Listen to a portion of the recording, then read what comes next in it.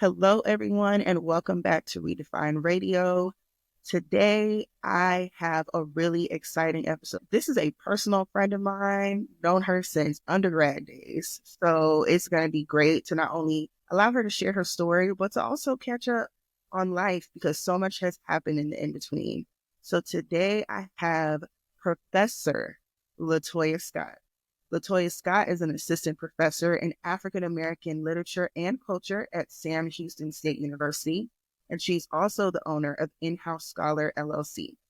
Her research reflects an investment in Black life past institutionalized subjectivity that focuses primarily on Black death and pain, and expands the conversation into the next step, the cultivation of safe spaces and modern-day hush harbors for healing, transformation, and community building within the afterlife of slavery and modern-day technological mediums and platforms. La-Toya's current work analyzes the internal and external responses to the construction of Black safe spaces in multiple and diverse forms, primarily finding roots in Black literature, Black film, and social media platforms.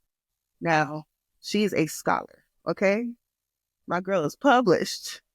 So some of your works can be found in Supernatural Studies, an interdisciplinary journal of art, media, and culture.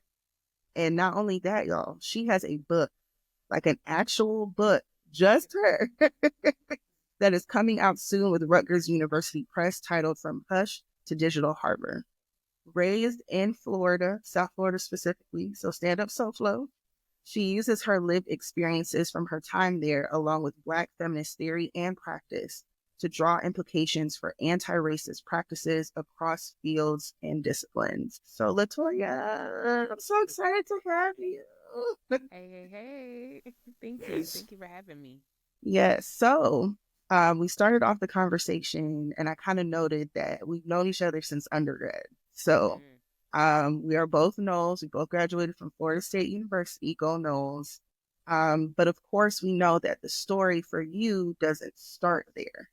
So kind of walk us through your early life in South Florida, and how life in South Florida or Florida in general has helped to shape who you are and where you are today. Mm. Um, so my family, they raised me in Florida, but my family, they're Jamaican, so Mm-hmm. first generation, first generation Jamaican. Um, so with a background where your parents are immigrants, but they're trying to make house and home in the society of America, they believe that the only way to make it was either being a doctor, a lawyer, or an Mm-hmm. engineer. Right off the bat, if you're not any of those threes, they're not gonna respect that. And I think that's something that one, you can't blame them because society has shown, especially being systemic in capitalism, being Black, being immigrant, that's the way that you're going to achieve this American dream. Right. And so from the onset, you already have one mode. I need to do good in high school. I need to get into a good college, and I need to pick a major that's either going to get me to be a doctor, lawyer, engineer. And that really um, clashed with the side of me that was always artistic.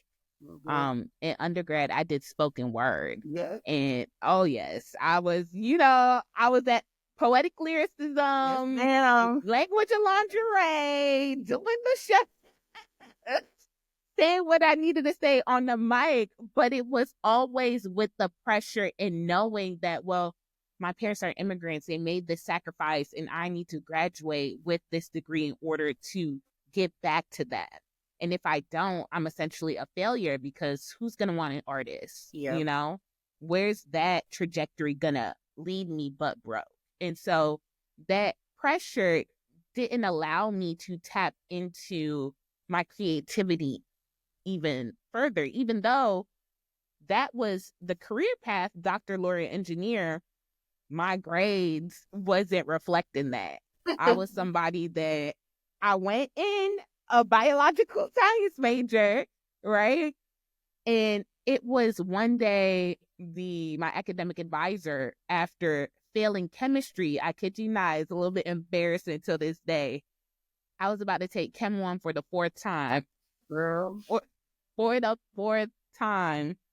And I will never forget my advisor. She called me into the office and she said, it's time to switch. I said, switch what? She said, Girl, let's have a different discussion.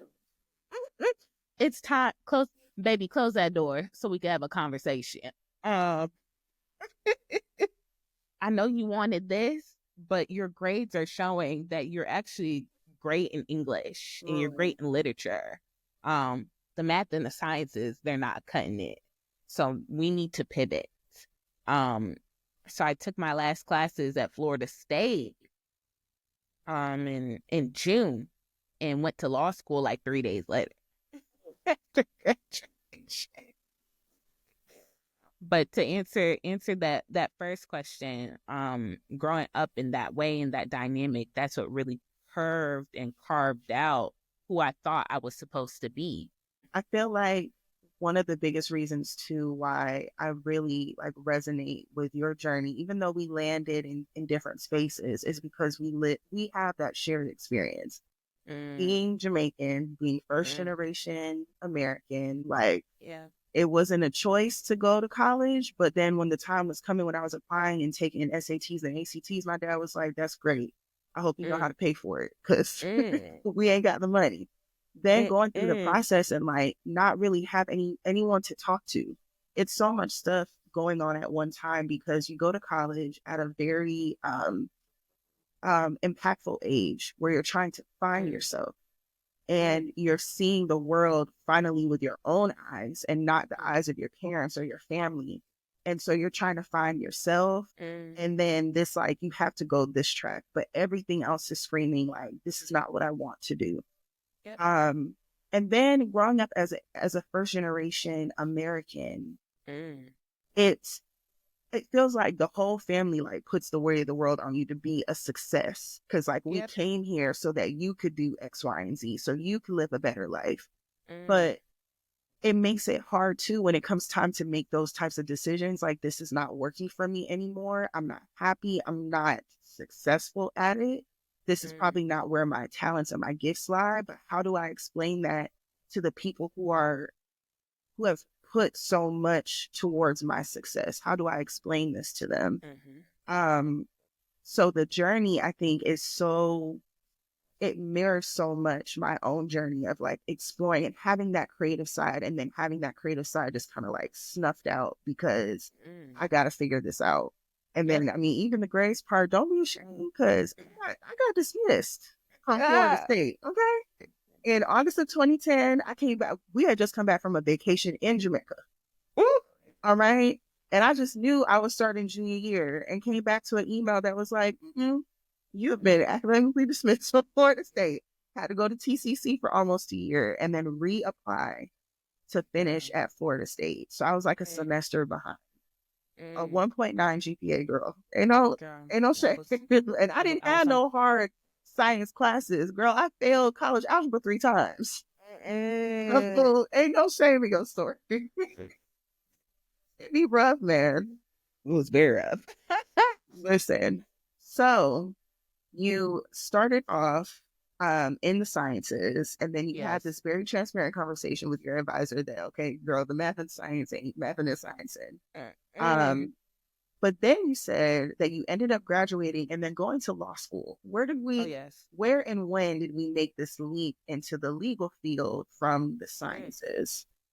So it was going into my last 2 semesters in order to, one, graduate, get my grades up, and then the academic advisor pointing out to me, well, you did well in your literature courses, your English courses. What's going on with that? And then I started to think, okay, let me go back to English. I'm reading and writing. I'm still looking to fulfill this dream embedded in me by my parents of either being a doctor, lawyer, engineer.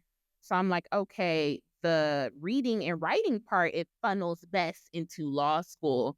And so I'm there kind of convincing myself, okay, I could be a lawyer, and, I'll even do one better. I'll be an immigration lawyer. because I've seen how hard the process has been for my parents, right?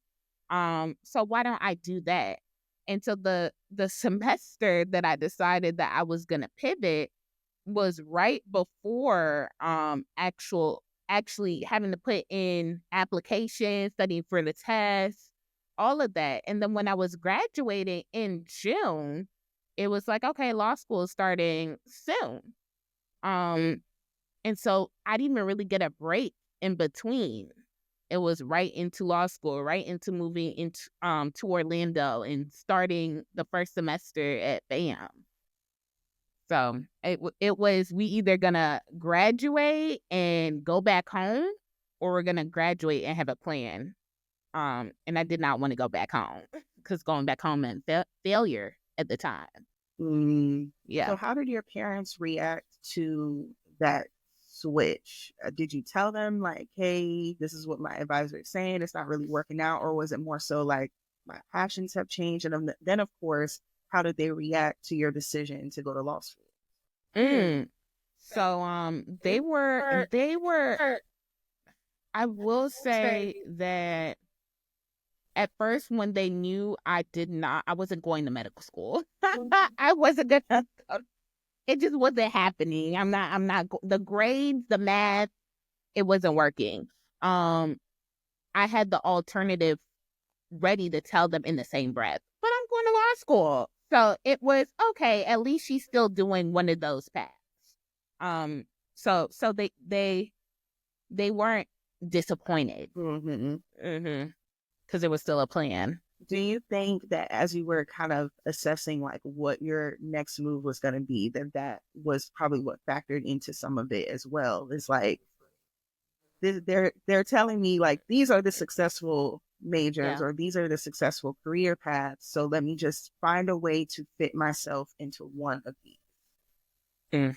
I felt like I had to fit myself into one of those at that point, because one, if I had come out and said, well, I need to come back home and figure things out. Now thinking back to it, maybe I should have given my parents a little more credit at the time to see how they would have handled that, versus still trying to live up to an expectation and going into a place that I really wasn't mentally ready for. Yeah. But because when your brain is in survival mode, and when you're graduating, it's like, I have to figure something out. Yeah. I got to figure something out. So I just got to do it. And so they helped me move my stuff right after graduation to Orlando. And that started that journey. So kind of in that vein of safe spaces, because this is something that I actively, especially as a millennial parent, I'm actively intentional about creating, because looking back, you look back and you give your parents grace, like you really did the best that you could with what you had. But I realized that there weren't a lot of safe spaces for me to open my mouth and say, hey, I'm not happy, I don't want to do this, or I have a different vision for my life than this. Do you feel like maybe part of it was because you didn't have that safe space to live as La-Toya, just La-Toya, versus La-Toya blank and blank's daughter, with those expectations? I think when you're so conditioned into thinking that life has to be a certain way, inviting your parents into the safe space becomes hard, because they've fed into the vision for your life that you now start to believe that's the vision that you want for yourself. It wasn't until I actually went to law school and it wasn't working out, and I told my parents at that point, when that chapter was closing, that I realized that they were still going to love me no matter if I quote unquote failed. They were still going to pick up the pieces when I felt like they were shattered. And I realized that the grace that they gave me in that moment was the grace that I never allowed myself to fail, right? I think it's part and part, right? Giving your parents the opportunity to show up, but also realizing that you can't make everybody else happy. Yeah. You can't. Yeah. That I think Mm, is powerful, because so much of what makes us who we are those like really formative years. I mm, know in my journey, I realized I did a lot of things because, yeah, I wanted that validation. I wanted to hear like, mm-hmm, I'm proud of you. And I wanted to hear my parents talk about me like with pride, like, Danielle, the attorney, and she's doing this and she's doing that. And then yeah. I got to those places and Mm, I felt so void. Like I couldn't even mm, explain it. I felt so empty. I felt mm-hmm, unfulfilled. mm-hmm, Um, at times I felt, suicidal. Like yeah. because I Yeah. don't like where I am. And to Mm-hmm, your point, as I got a little older, I don't know what it was that made me like open up more to my mm, dad specifically. Um, it kind of made me sad because I realized that, yeah, I never gave him that chance. I just mm, expected that if I told him this, he wouldn't, like you said, he wouldn't love me as much. He would feel like I was a failure. He would be ashamed of me. When in mm, reality, he was kind of like, you don't have to do that. mm, And I think like, I feel like I needed to hear that. Like, you don't have to do this. I want you to be happy. I think I mm. needed, even though I was an adult, that permission to live fully. And then, yeah, to your point too, I realized that like all of this is kind of self-imposed, right? And then you have to That part. get into like, why do I think like that? Why do I act Yeah. like that? Why don't I give myself the chance to quote unquote fail? Which is really not Mm, failure. It's just every path shows you where you should be. I don't think that life works in coincidence. I think everything mm-hmm. comes full circle and every experience we need and plays a part in who we ultimately become. But it feels like failure when it doesn't pan out the way the vision said it Yeah. would. Mm-hmm. Now, I want to touch on your time at family law because clearly Mm. another pivot, right? And knowing too that like you had literally just graduated from Florida State, girl, you was just like, hey, pain. I'm bringing on graduation. Just moved, starting class. What next week? Let's go. Like, Insane. So let's talk oh, about that. Let's talk oh, about law school, yeah. matriculating in your experience, and then ultimately what led you to say, no. Oh, I think, as we both know, 1L year is designed to weed out the weak. It is designed to weed out the weak. And I noticed I guess I really didn't notice until I had moved into my 1 bedroom, 1 bathroom apartment, right? And I had gotten my furniture, finally getting furniture, finally got my bed in, and starting I would say within the first 3 weeks of class, I knew I was in some shit. Sorry. When I didn't even sleep in my brand new bed until the month end because I was falling asleep on the couch trying to read material. And and it was the not only the heaviness in all the material, but it was also the competitive atmosphere, not being graded upon your own standing, but against the standing of everybody else. That So curve. now the curve. So you're thinking, oh, I'm just gonna try the best that I can and create community within this space, but that's not the deal. So now you're in something that is almost hostile to a point because everybody's trying to get it. I need to be number this. I need to get on the curve. I can't study with you because you might score higher than me. Oh my gosh, I heard somebody tore out a case law in a book in the library because they didn't want anybody else to read it. Like, it was a lot. And I think at that time I was discovering a lot, not just about um my emotional well-being, but my mental well-being Mhm. as well. While I was there, they would I don't know if you remember this, but they had Bible study on a couple days at the school. but I did not find resources for mental health because that was on main campus all the way in Tallahassee. Yeah. And the fight for that. Why don't we have mental health in the law school in Orlando, but we have Bible study? Like, it's not making sense. So I saw myself just declining, and I'm not doing art. I'm not doing poetry. I'm going home, grabbing a meal as quick as I can, sitting on the couch, trying to put in all this case law so I could show up and compete against everybody else.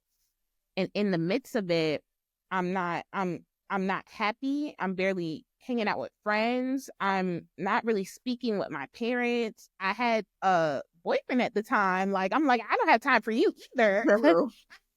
Hello. That's how many people came and married and ended up divorced by the time they was getting ready. One of our professors, he said, you may have a spouse or a partner, but law school is your mistress. Mm-hmm. And she's a jealous one. Mm-hmm. By the end of that first year, I was not doing well. And that's another talk. We could try to get you back in for next year, and you could try some more, but you really have to think about that. Do you want to be? And I said, I don't. Understand. I don't want to be here. And that was hard. Mm-hmm. That was hard for me because I was like, this feels like failure. Right. Another thing that has not worked out. And now I really have to tell my parents, doctor's gone, lawyer's gone. What am I going to do? Become an engineer? Well, we already know math ain't work out. Math ain't work out. So I remember calling my parents and telling them I need to come home. I need to come home. And what is my plan? Because I'm thinking about survival. What if this time I do something that is of me, something that I love, something that is artistic, something that allows me the freedom to create? I'm like, okay, what do I like? Guess I like to cook. Girl, by the time I told my parents to come pick me up, I said I already signed up and registered to go the culinary art school. So not only am I moving back down south, I'm gonna be a chef. And I'm going to Johnson Wales University.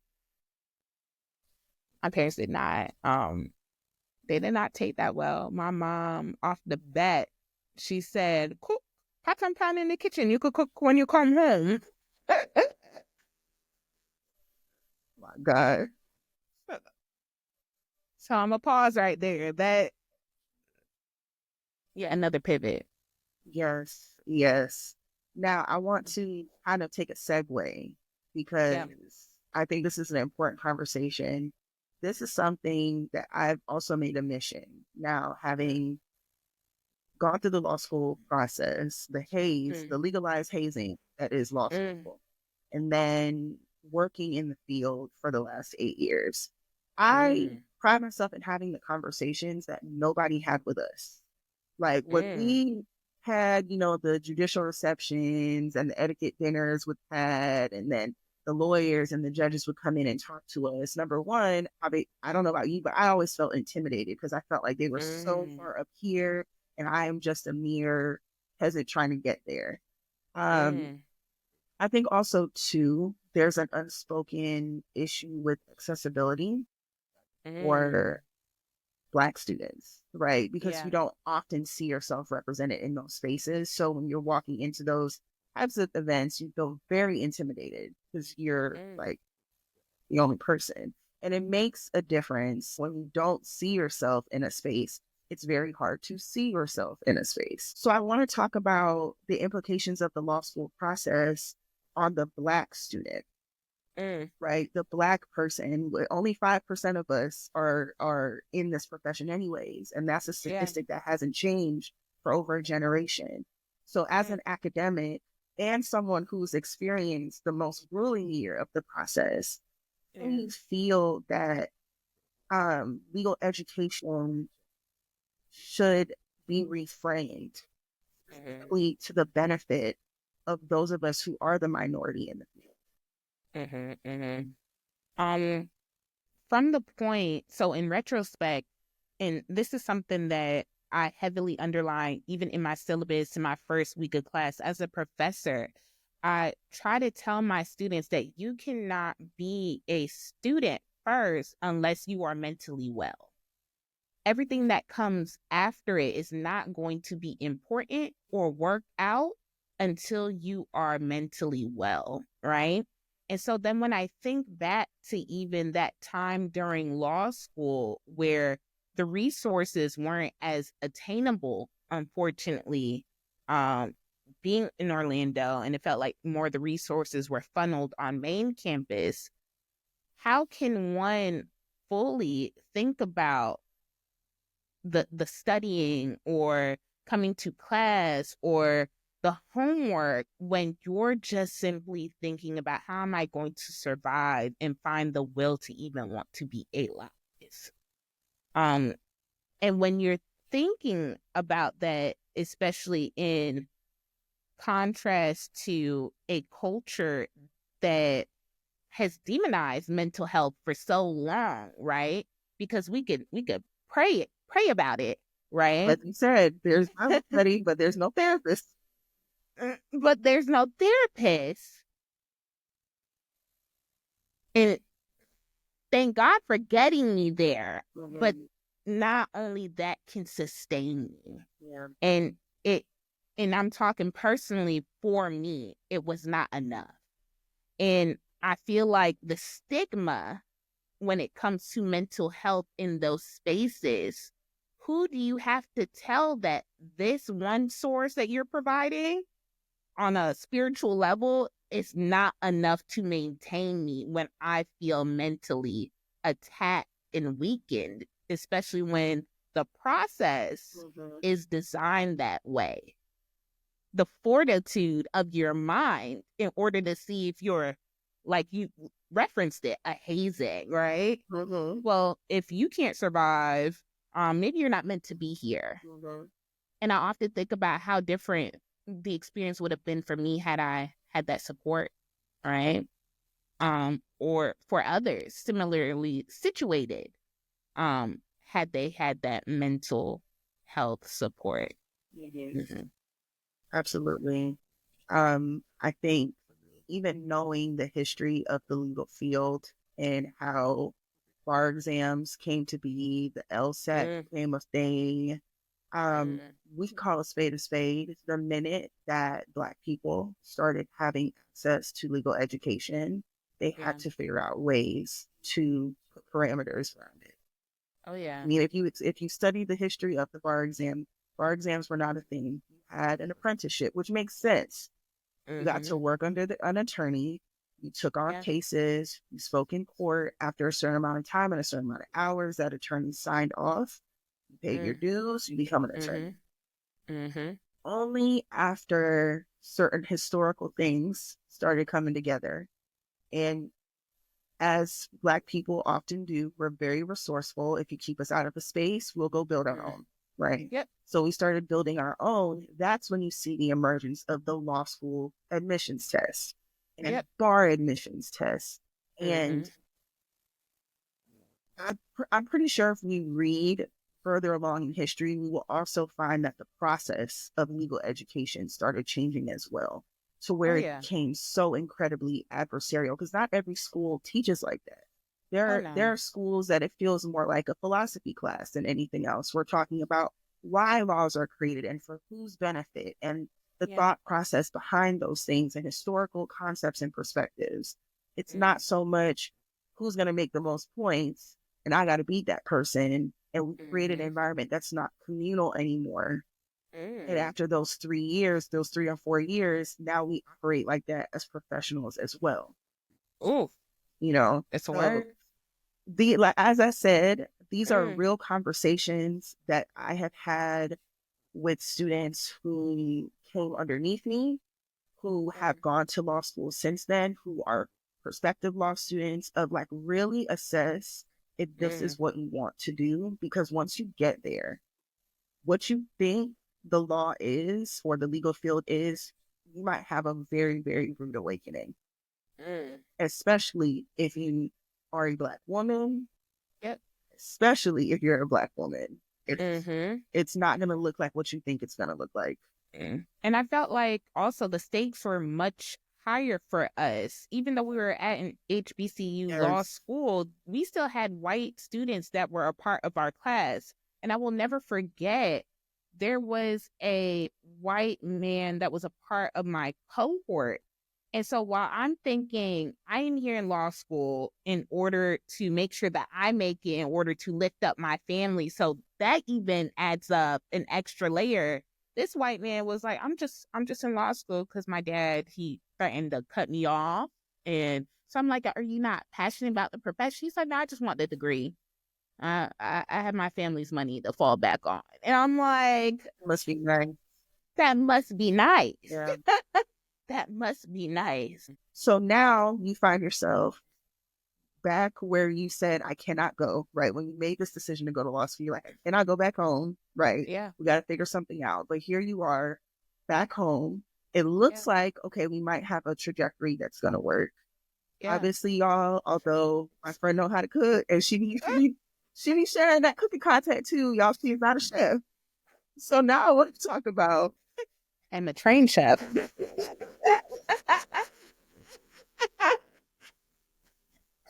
Right. So now I want to talk about the pivot into culinary school and what ultimately happened that led you down this path into academia.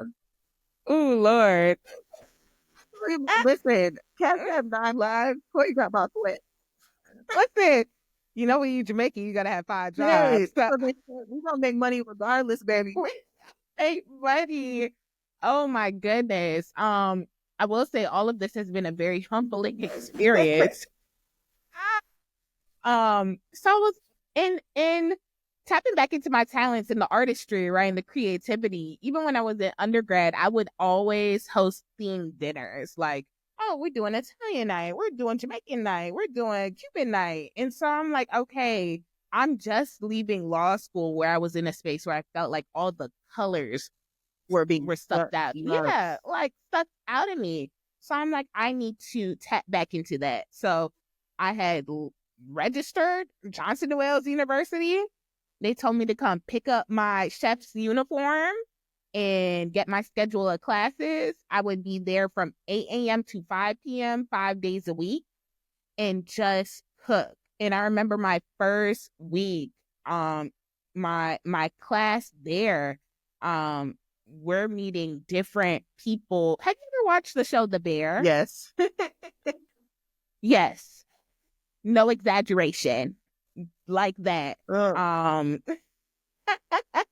If y'all have not watched The Bear, please. It is one of the most accurate designs of the culinary world, right? A representation of the culinary world and how it's like. So my head chef, he was from London, literally had the accent. He used to be the private chef of George Foreman, and a couple of other celebrities. And here I am from 8 a.m. to 5 p.m. on my feet. And the kitchen was just this chaotic place. But at the same time, I'm like, okay, I'm cooking, I'm learning, I'm tapping back into a form of art.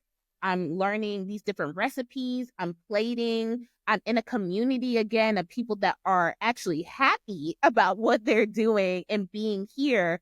And at the same time, even though my parents, they did not quite understand this new trajectory that I am on, I remember my first week and I moved back home and I'm living between my parents' place and also with my aunt at the time because the campus is in Miami. My parents lived in Broward County. My aunt lived in Miami, so it's easier for me to get to campus living with her Monday through Friday and then coming back home to weekends to my parents' place.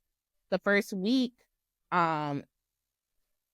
preparing the weekend before, I remember my dad taking my uniforms that I had just picked up and he ironed all my uniforms and he shined my shoes And oh yeah. And my mom had cooked my meals for me to take to my aunt's place. And even though they were sad about me not continuing with law school, they're like, you're still our daughter.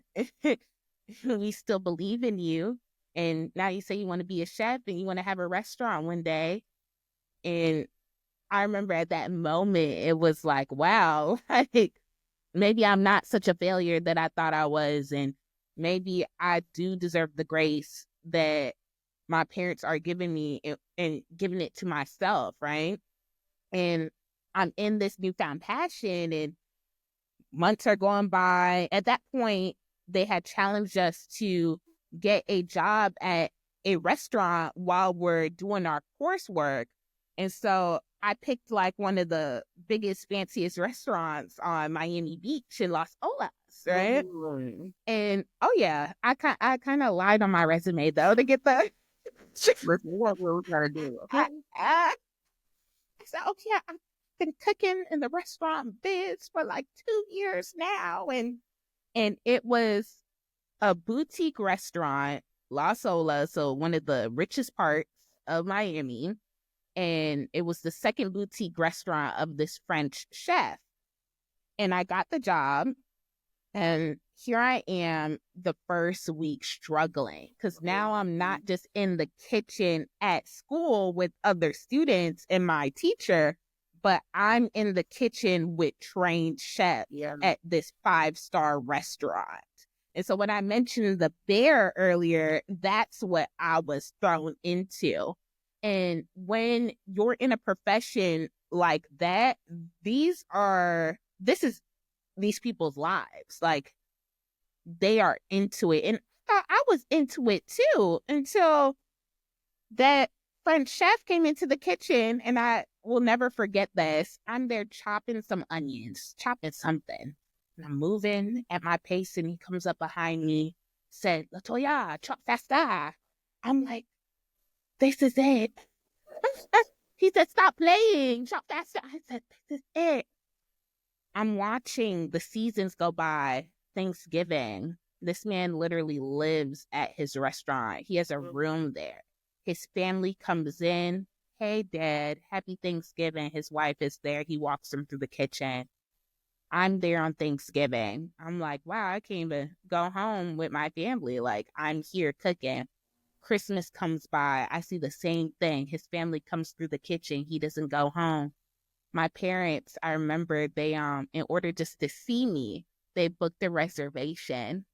And oh yeah, they booked a reservation just to see me on Christmas. And they sat there and they ate. And I came out and I said, Merry Christmas, to them. And when I had to go back into the kitchen to cook, I took a small break. They had left the restaurant by now. And I went to go pick up something on the different floor where the freezers were. Mm-hmm. I put on my jacket to go in the freezer to get ingredients to bring back in the kitchen. And I just sit there and I cry. This is not working. I need to find something else. That was a note on not every passion is meant to make you money. Hello. Some passions are meant to stay a passion and not to monetize off of, so it does not suck the fun out of everything. Mm-hmm. I went to pick up my last check the next day, and he wouldn't mail it to me. He wanted to see me in person to come pick it up, the chef. And he looks at me, I'm in his office, and he's like, why'd you quit? You were going to be great. You were going to be great. No, it was hard, but you were going to be great. I was like, because this is just not it. Mm-hmm. This is not it. And for 2 months after, I promise you, dramatic as it was, I did not pick up no pot or pan for 2 months. My mom cooked all. I don't blame you. I'm not even putting nothing in the microwave. Girl. Okay. Oh my God. So that was that pivot. So what then ultimately led you to say, like, I want to go into academia? And then how did you pick, what you were going to ultimately study and then be a professor in? So that moment in that freezer, when because we're in survival mode again. If Yeah. I'm quitting one thing, I have to have something ready. I was thinking about, well, what is it that through all of this has been consistent in my life? Whether it was in undergrad or in law school or even with culinary arts, I was like, well, I still have a passion for reading and writing, and not just reading and writing, but social justice. And during that time, I still had my website that had become incorporated in an incorporated business, Shades of Melanin Inc. So while all of this was happening, whether it was graduating, going to law school, or now doing culinary arts in the background, I'd started a company and I was writing these articles for Shades of Melanin Inc. Right. And I'm touching upon, well, what's happening with Black Lives Matter? Mm-hmm. What's happening with people like Trayvon Martin, right? What is happening with Black women and feminist studies? And I was like, okay, I was reading a book at the time. And this book was a Black male feminist critique by Dr. David Eichert. And I don't know if you remember that name, but I was like, oh my gosh, this author, he actually was a professor at Florida State University. And I'm like, oh my gosh, here I am reading his book. And now that I quit this job, I get to finish this book. And I finished this book and I was just so inspired. Mind you, I was still taking classes at the school. So then I was like, what would it be like if I just look him up? I wonder if he's still at Florida State. I could reach out to him. And he wasn't at Florida State anymore. I found out that he was in the same city I was taking classes at, in Miami. So I found his CV on Google and it had his phone number on it. So I called it. I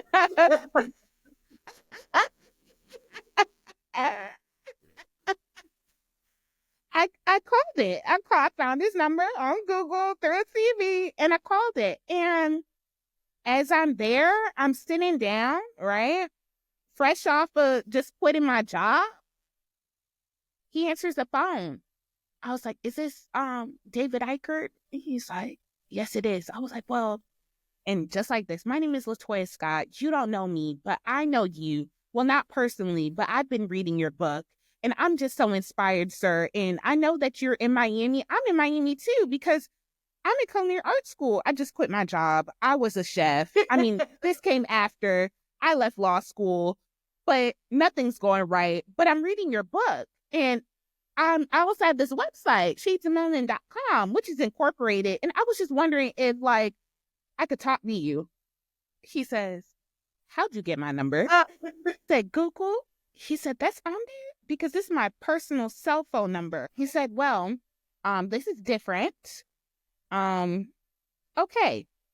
I am not only a professor at University of Miami, but I am the director of African-American Studies at University of Miami. Oh, yeah. And I am teaching a class, the first of its kind in the country, called Black Lives Matter. All right. An actual collegiate class.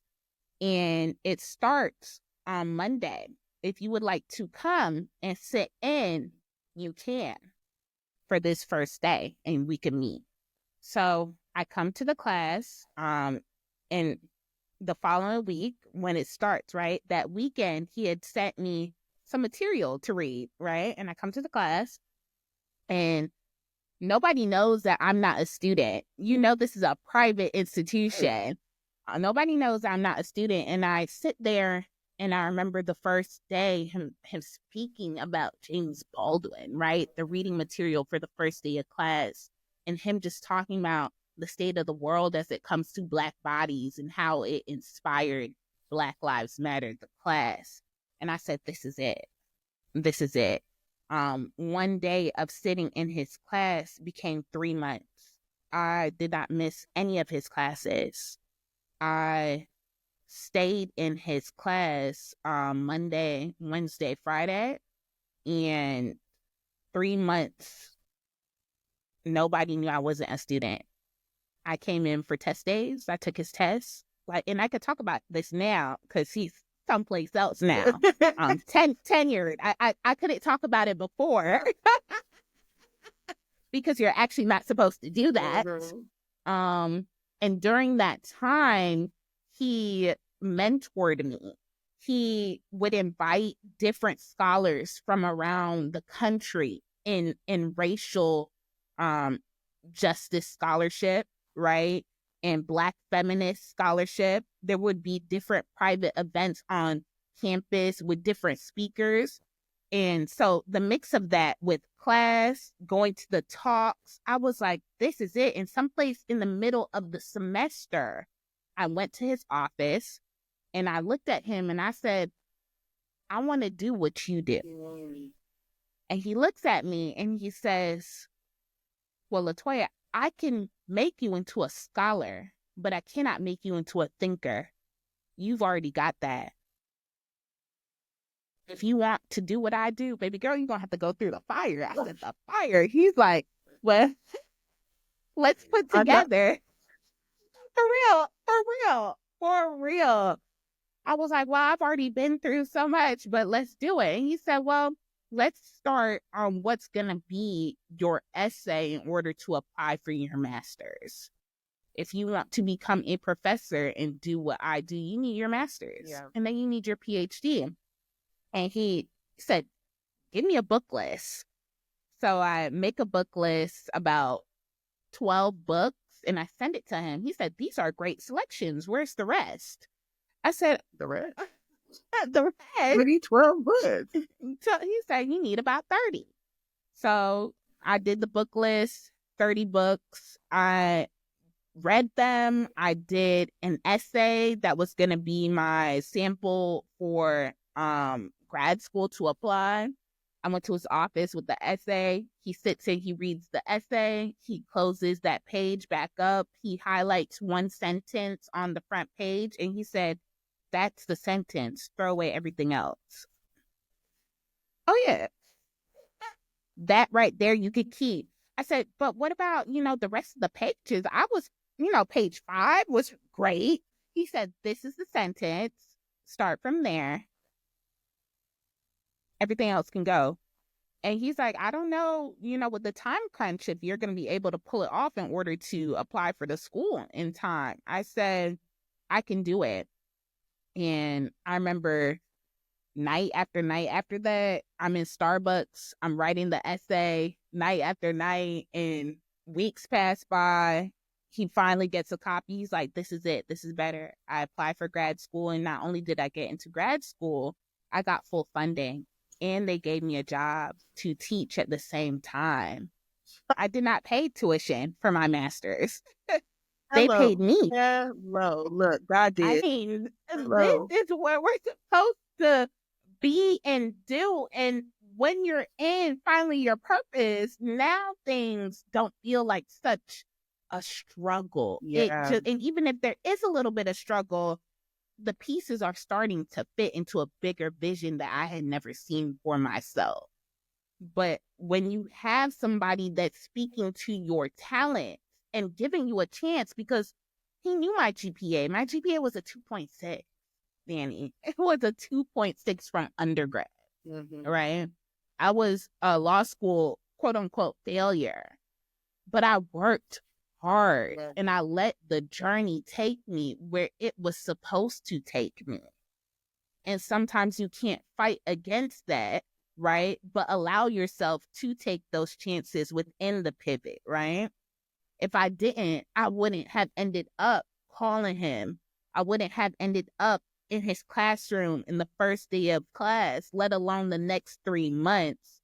I wouldn't have even thought that I was good enough to pull off an essay and get into grad school, let alone get full funding. And then they give me a job and pay me to teach while getting this degree.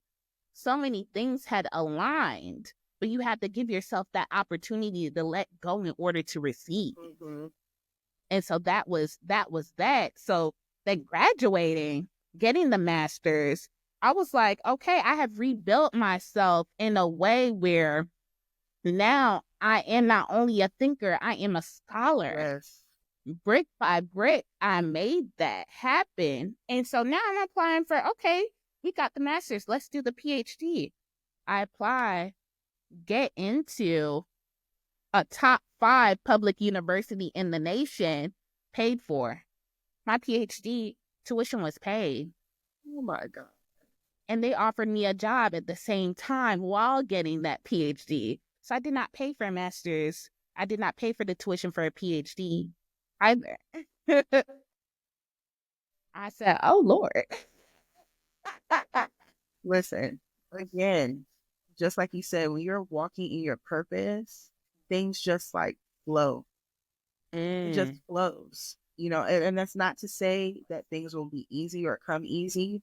I mean, I'm sure if you had gone in that man's class and you didn't take nothing seriously and you didn't do the work, he wouldn't have been as willing to give you that opportunity and to really like speak life into you. You just needed someone to be able to say, that's it right there. But your zone of genius is when you're operating in a way that only you can do it that way. No one, people can try, but they'll never imitate what you bring into that room. For I will say that the trial and error did cost me. Okay, that first year law school still cost me. Going to culinary art school still cost me. Exactly. But when you just, like you said, when you let it flow, it all just came. Like all the pieces started falling in place. And what is really insane, additionally, to think about was that this was not work that you had not already been doing, because you were already doing the work. You're reading the books. You had all of that background. You just needed a way to cultivate it all into one space. That is such a powerful story. And what I love is that not only was it one of us, but it was also a Black man. Because I've been saying too that like Black men are their presence is noticeably absent in education, right?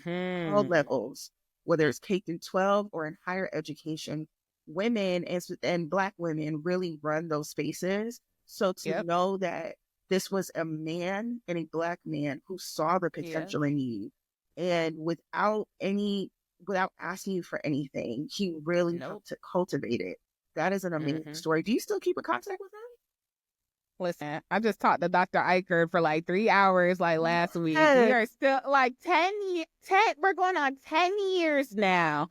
We just actually co-authored an article that got published last year, like last year, December. So we still, now he's still always my mentor, but also I'm a professor. Like, now this is your bona fide colleague. The conversations are different. And sometimes we have a look back, and he's like, you remember, like, you really, he said, still to this day, I have never had somebody do that. I had never had somebody call me and show up the way that you did for something that you were determined to have. Right? And I'm like, wow, that was 10 years ago. And now he looks at me, he's like, wow, you are a tenured track professor. Off of, I met you when you said this restaurant job was not working. What did going through all of that and getting into your master's program and your PhD program and allowing things to flow and seeing things flow, like what did that do for you internally?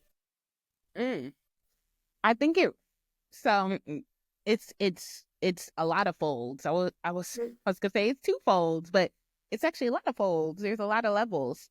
I think internally, I was always seeking this validation for so many things, especially when I felt like so many things were going wrong. I'm like, what can go right? When is it ever going to be right? Because when you're in it, it's sad. When you're in it, I was like, well, here I am. I'm cooking. I'm not happy. even though I have my family support, I'm living in between two spaces.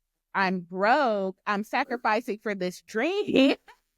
The broke part. I mean, that alone will do it. Running through credit cards, like Obamacare. It was a lot. And I'm like, Lord, when is it gonna work out? So when it started to, when I took a chance, because he really could have just hung up the phone on me, thought I was crazy, and don't ever call me back. Hello. When it was working out, I was like, okay, I am now building up the confidence that I felt like I lost someplace within the journey. And so then when you finally get in the space, here I am in grad school doing my first semester. Mind you, I was one of 2 Black people in my cohort for my master's. And I will never forget, I was taking a introductory welcome to grad school class with other white students, right? I was the only Black student in that class. And the professor, he had a prompt one day, well, let's talk about imposter syndrome, right?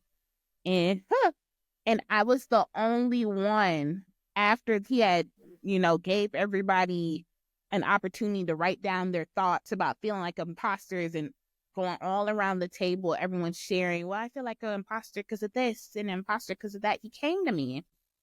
Oh, La-Toya, why don't you share? I said, I do not feel like an imposter. I worked hard to be here. So why would I feel like an imposter if after everything that I had been through, I still made it in this seat? I am no imposter. I am the real thing. And that's what became reaffirmed in all of this. I am the real thing. And I'm allowed to take up space. There's a difference between being a minority and being an imposter. An imposter is a trickster. Yep. Someone who had to lie and cheat their way into this space. No, baby, we grew up hearing you have to be twice as good to get half as much. How could I ever be an imposter? Look at my resume.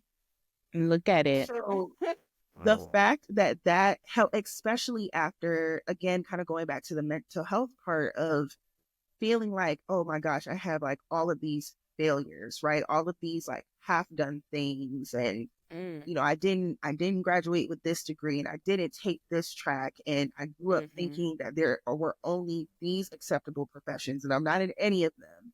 The fact that you got to a place where you could take all of those experiences and funnel them into your path and your purpose, especially in academia, which is still a place where there's not a lot of us, depending on where you go, especially when you look at Black people with, PhDs overall and all of that.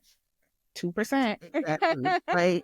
You can still stand tall and say, I deserve to take up space because I worked very hard to be here, even if it was not a conventional track. How has that shaped you as now a professor that has students under your tutelage?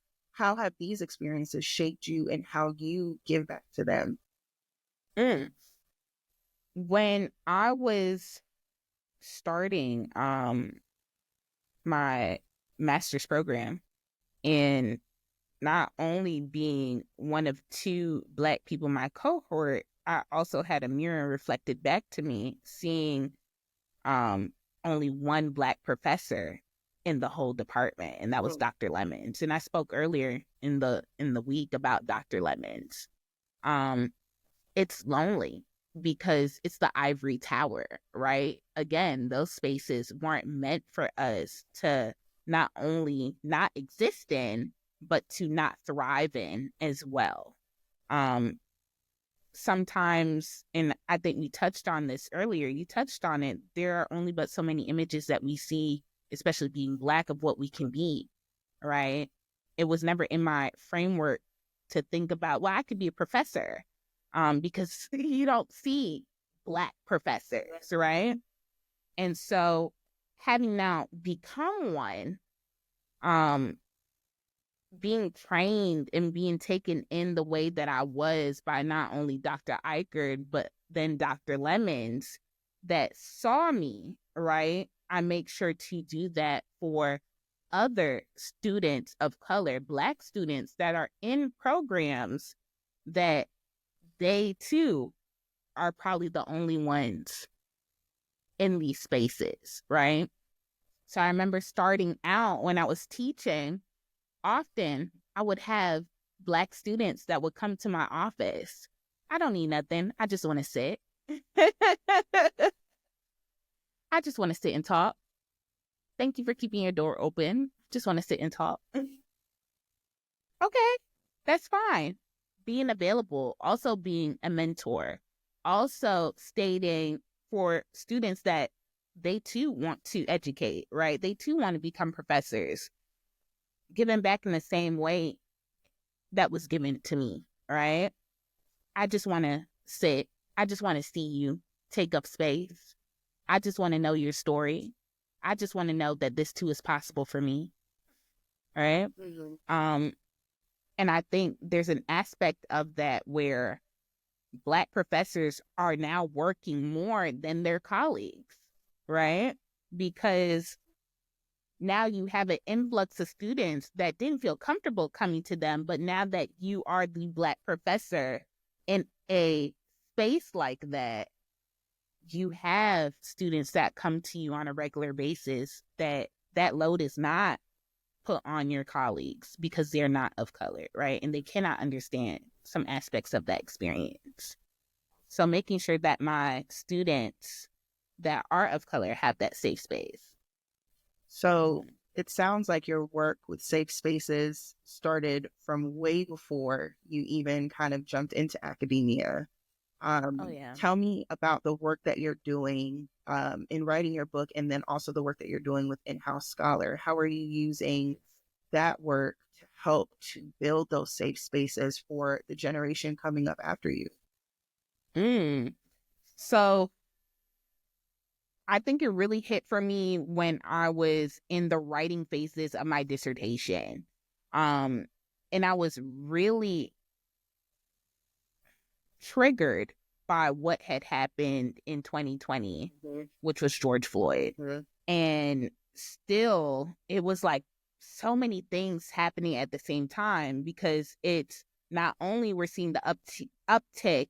I don't want to say like it's an uptick, but because COVID had hit, right, we're on lockdown. So now the rest of the world is seeing what we've always seen, but because they are now forced to stand still and take it in, because the only way out of lockdown is to be tuned in online, right? Now the conversations on a societal level, not just a Black communal level, are different, right? Mm-hmm. And so while I'm still having to operate, right? Well, how are we going to protect ourselves against COVID? Well, how are we also going to protect ourselves against this other pandemic, right? Which is the death of Black people, right? And at the same time, years old. We've been living through that for 500 plus years. We've always been living through it. But now we're seeing Ahmaud Arbery, Breonna Taylor, George Floyd, and these killings happen in the most mundane places. At work, in your house, on the couch, taking a jog through a neighborhood. I thought I was safe at home, but I guess not. And still having to show up with all of that happening, right? And so when the pandemic had caused us to go on a shutdown, my brother, he was taking classes at Florida State. And so my brother also enrolled. Okay. He's taking, I have two brothers. So Tyler was at Florida State, and he was like, well, they're shutting down campus, and, I know you don't want to be alone, so why don't I just come to Gainesville and I move in with you, and we kind of do this whole pandemic thing together. And I'm like, okay, let's do it. And so at the time that my brother and I were living together, our conversations are changing, right? My brother was never the type to really talk about his experiences on a racialized level, right? But now we're in close proximity and we're seeing all these things happening in such a close space. So one, it was the Ahmaud Arbery. I remember when that happened, I'm waking up one day, I'm going out into the kitchen to make breakfast, and I hear down the hall this angry voice, and I'm creeping a little bit closer to the door. It's cracked ajar a little bit. And it's my brother. He's on the phone. And he's like, well, why haven't y'all arrested anybody yet?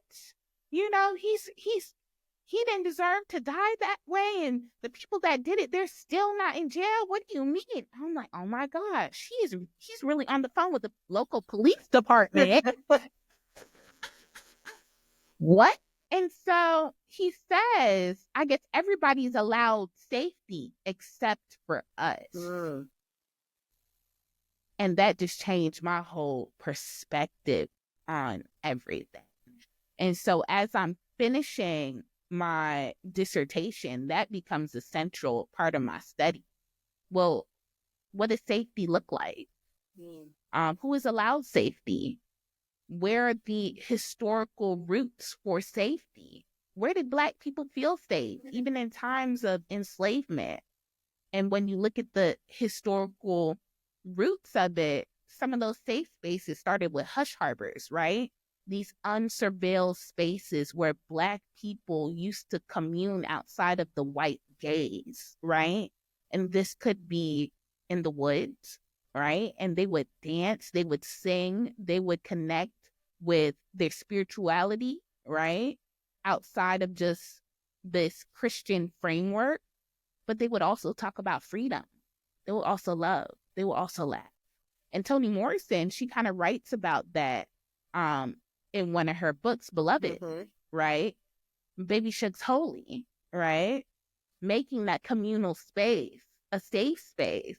So I'm like, okay, where has these manifestations from a Hush Harbor legacy been conjoined at in different periods of time? So we've seen safe spaces, especially all Black safe spaces. We'll move from the Hush Harbors to the Freedmen's Towns, right? Oklahoma being a state that had one of the most Freedmen's Towns, right? We know what they've done to Freedmen's Towns, right? Black Wall Street was there. What do they do when we have our own safe spaces, when we're not bothering nobody? Rosewood. Right? Right there. Right? Rosewood. Right there. All right? What do they do with that? Burn it down. Yep. But what do we do then after? Make new ones. And these safe spaces, they become so responsive, right, to a Black crisis. So then in 2020, what is the manifestation of a contemporary Hush Harbor? Well, what were we allowed to do in a space where we had to stay inside because of COVID? How do we then make our safe spaces when we are physically apart? Well, look at the digital world. Look at the Hush Harbors online that we create when we make a hashtag our North Star, right? And we're allowed to find information on that.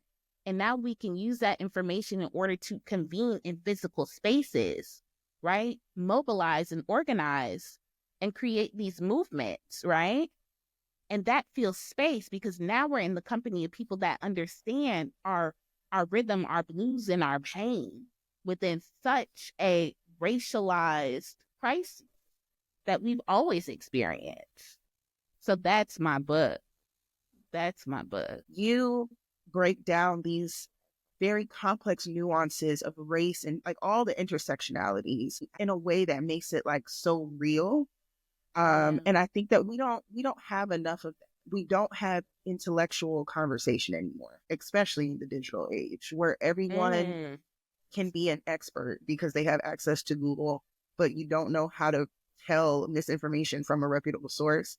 Everyone feels like they should and can have a say-so in everything, but they don't get the nuance of things.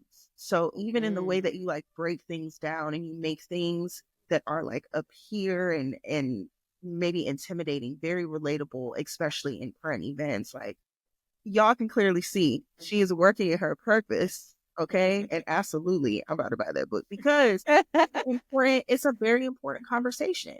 And I think that unfortunately, but fortunately, the work that you're doing is critical in this moment. And so I feel like having never actually found solace and comfort from anything that happened in 2020 and during the pandemic, which that was even crazy to see, George Floyd, because we're not even supposed to be outside. And y'all still killing us. We're not even supposed to be outside. And even when we were inside, y'all still was killing us. It's like in our own home. Thank you. Barging in, like we live rent free in y'all brains, for real, for real. I mean, not having any reprieve from that, and then coming into this, where these are very deliberate attacks on our personhood, and a lot of the safe spaces that our ancestors have fought really hard for. This is critical work because this makes you, times like this will make you feel like, what's the point? You know, you acquiesce to what's going on because you feel like there's no way out. And so creating those safe spaces now is more important than ever because we need the time to regroup. Safe space gives you rest. I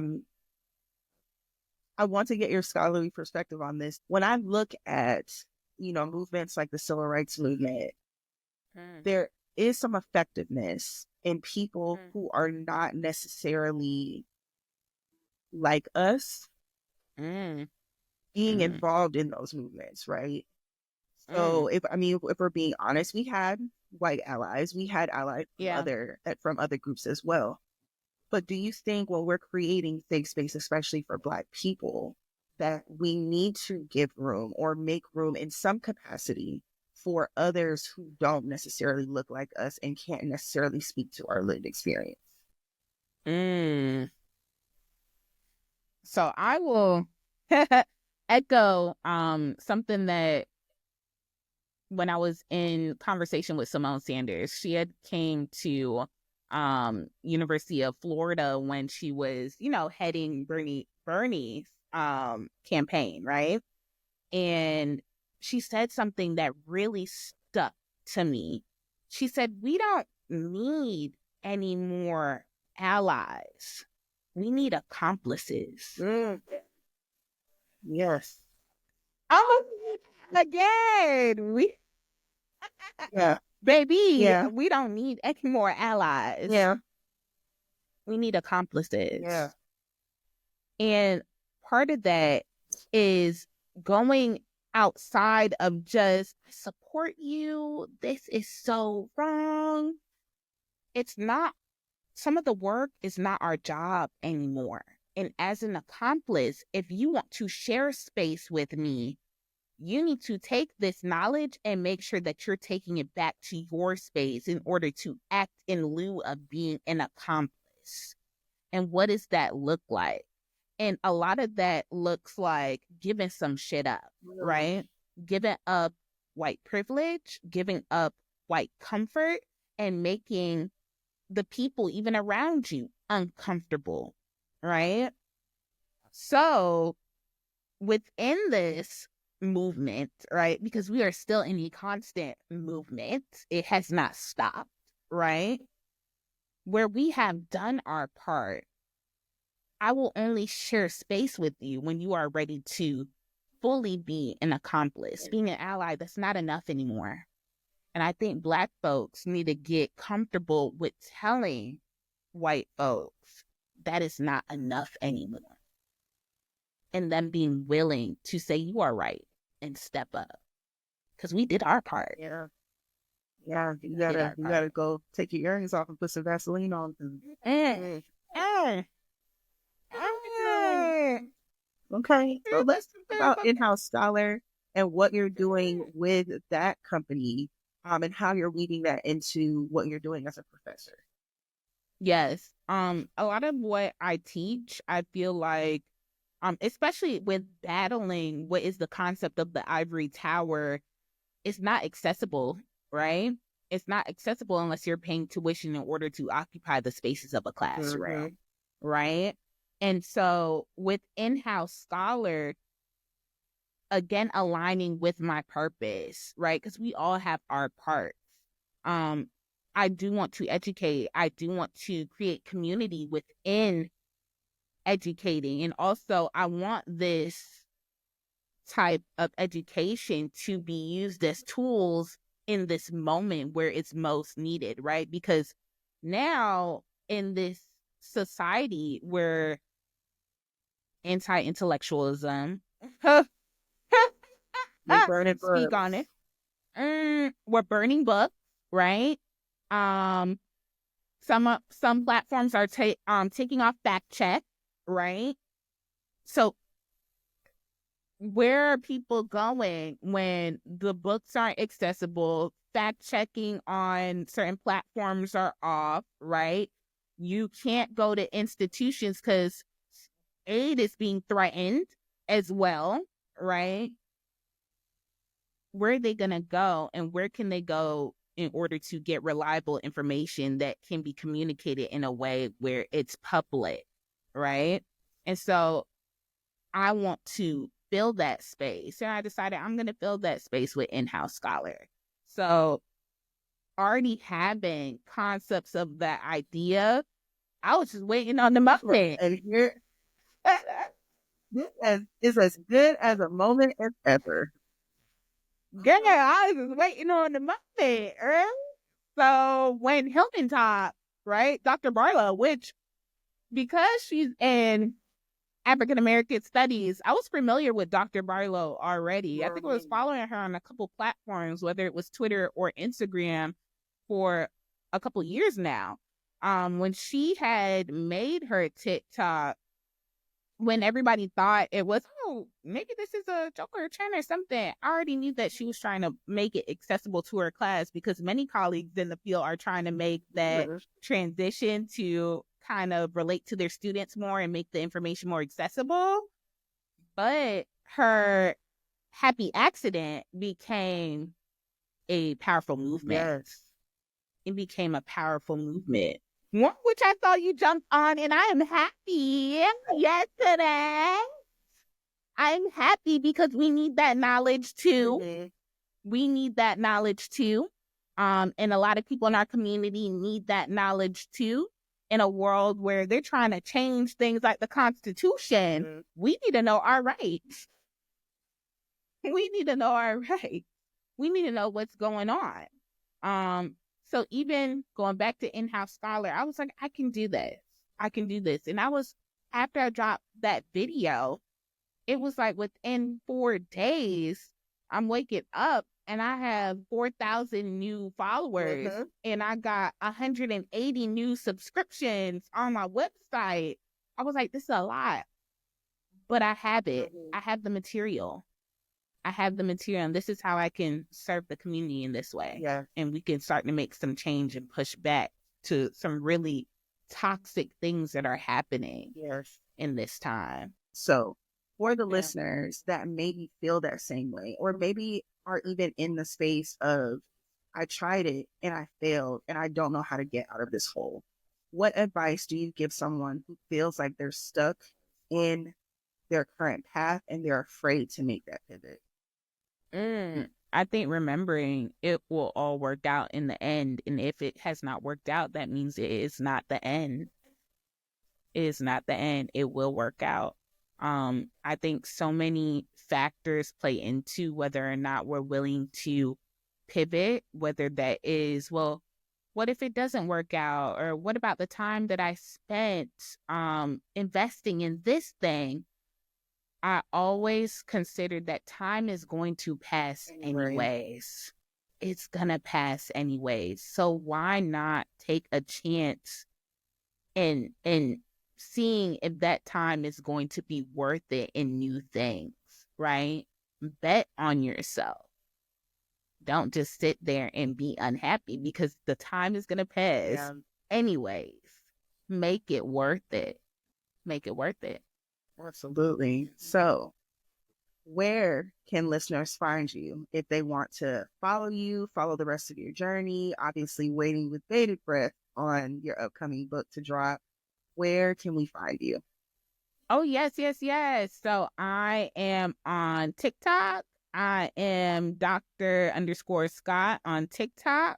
And also in-house scholars. So in-house, www.inhousescholar.com. Go ahead and sign up, subscribe, and you will get updates on whether it is, new lessons that are dropping, new syllabus, or even just some new videos, especially because I know we're on the fritz on whether or not TikTok is gonna last or not. So it's probably best subscribe to the website, and I will keep y'all posted on whatever platform we're gonna be on, because society is wild right now. We're hoping TikTok sticks around, but we'll see. So definitely let's get connected on the website. Subscribe to that. All right. So I will make sure that all of your links are in the description for our listeners. Thank you so much, Professor Scott. This is great. Thank you so much for being on and being vulnerable and open and sharing your story, and then sharing just like your intellect and the seeds of knowledge that you planted. It's been amazing, and I really, really do hope that the listeners take something away from this. So again, thank you for joining us. And for our listeners, you can hear us wherever you listen to podcasts. We're on all streaming platforms and on radio on YouTube. Make sure you like, comment, and subscribe. Hit the notification bell so you never miss an episode. And I will see you in the next one.